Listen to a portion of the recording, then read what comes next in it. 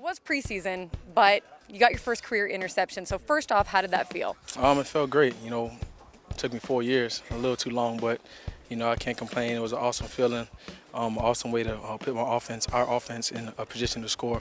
Obviously, it was preseason. I want one that counts for real. Yeah. But it was a good feeling. After, it seemed like you ran over to, was it your dad, and gave him the ball. What did that mean to you, and how influential has he been in this whole process? It meant everything. It was crazy as I had a dream this all season that my mom and my brother, my girlfriend, my family was in the stands, and I got an interception for a touchdown though. And I ran to him and I tossed him the ball. And it's crazy that they were sitting in the same corner that I was running to. It could have been any other end zone, any other corners of the end zone. But to see how happy that was, it was almost surreal. It was almost like a dream for real.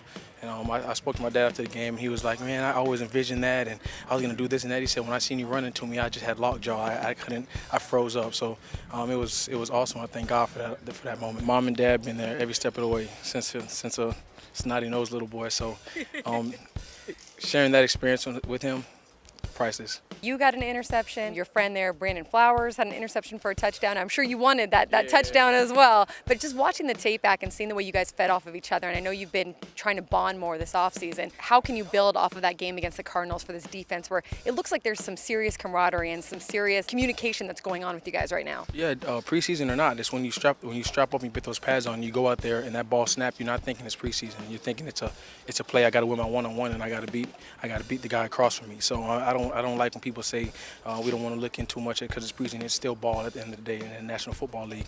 But the way the defense is playing, we're communicating, flying around, having fun, holding each other accountable. And obviously our biggest thing right now is stopping the run, and how we stop the run against Arizona. That's something that we could build off of. You guys run after practice. You, Brandon Flowers, was it Dexter McCoyle today?